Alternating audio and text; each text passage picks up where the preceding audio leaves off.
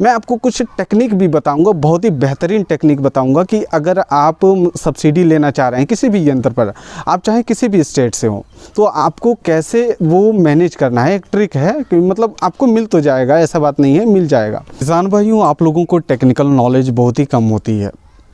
आपको किसी भी यंत्र पे कैसे सब्सिडी लेना है, आपको ये कैसे पता चलेगा। अगर आप ये वीडियो पूरा देखोगे तो आपको पता चलेगा कि कैसे आपको सब्सिडी के नाम पे लूट होती है। मैं यहाँ पे गवर्नमेंट ऑफिसेज़ की ही बात कर रहा हूँ, बहुत लूट होती है। आपका एक रोटावेटर पे 10 से 15 हज़ार रुपये चले जाते हैं सिर्फ़ और सिर्फ आपका सब्सिडी पास कराने में। लेकिन ये वीडियो आप देखिएगा तो आपको मैं अपनी पूरी कहानी बताऊंगा कि मेरा एक भी रुपया नहीं लगा और ये इसका 40 हज़ार सब्सिडी आ गया। 97 हज़ार का ये 2019 में शक्तिमान का रोटावेटर था और इसका सब्सिडी 40 हज़ार मेरे खाते में आ गया था। मैं आपको कुछ टेक्निक भी बताऊंगा, बहुत ही बेहतरीन टेक्निक बताऊंगा कि अगर आप सब्सिडी लेना चाह रहे हैं किसी भी यंत्र पर, आप चाहे किसी भी स्टेट से हो, तो आपको कैसे वो मैनेज करना है। एक ट्रिक है कि मतलब आपको मिल तो जाएगा, ऐसा बात नहीं है, मिल जाएगा।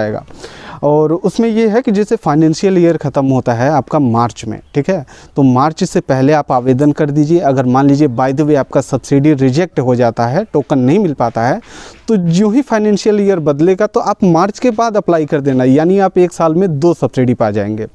बात यहाँ पे फाइनेंशियल ईयर की होती है, यहाँ पे हम लोग जनवरी से दिसंबर तक की नहीं करेंगे। चलिए हम लोग मेन मुद्दे पे आते हैं। तो किसान भाइयों, आपको इसको अप्लाई कैसे करना है। आप किसी भी स्टेट से हो, आपको मैं बताऊंगा कि अप्लाई कैसे करना है और थोड़ा सा इसमें आपको विवेक का इस्तेमाल करना है।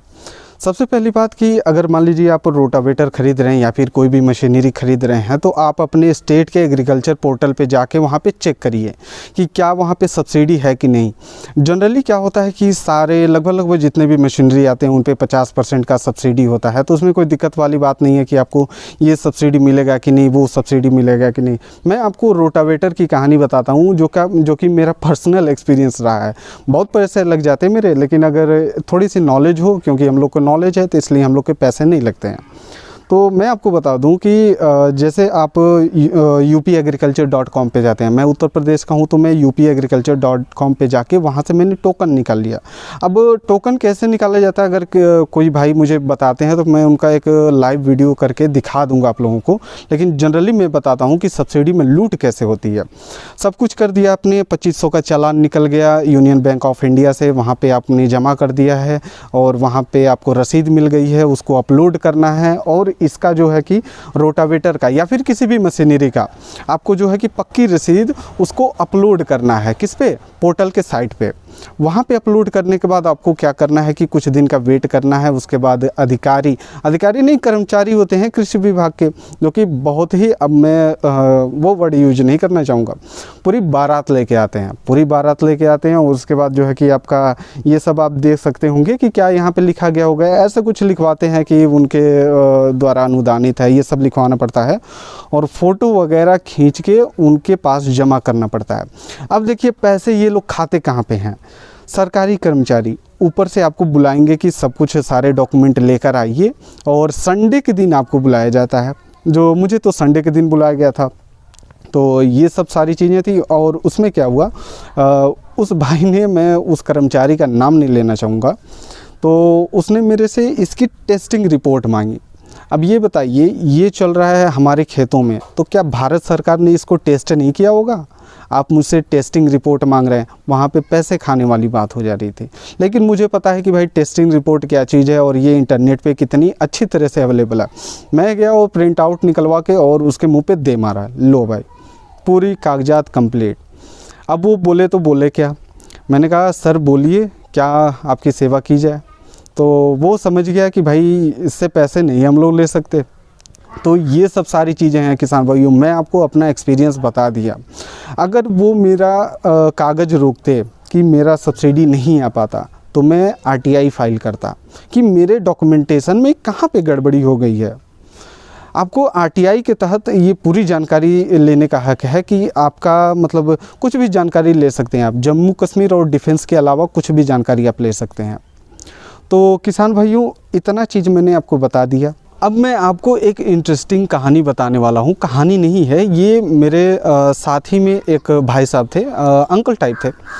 उन्होंने 2 मीटर का रोटावेटर ख़रीदा था। मेरा 6 फुट का है, उनका 2 मीटर का था। तो जगजीत का रोटावेटर था। अब वो उनसे बाय द वे मेरे पिताजी से मुलाकात हुई, जो गांव का बैंक है वहाँ पे मुलाकात हुई। उसके बाद उन्होंने बताया कि उनके रोटावेटर के पीछे 15,000 रुपये चले गए हैं, सिर्फ़ और सिर्फ सब्सिडी लेने के चक्कर में। तो किसान भाइयों, ऐसा आपके साथ भी होता होगा कि किसी मशीनरी के सब्सिडी लेने पर आपसे पैसे मांगे जाते होंगे।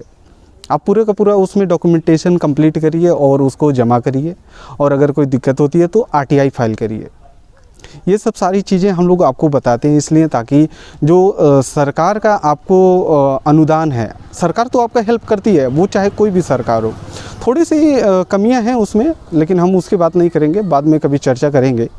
तो सरकार आपको पैसा दे रही है, अगर 50% सब्सिडी दे रही है तो वो 50% आपको मिलना चाहिए। वो 50% में किसी और के पास नहीं जाना चाहिए।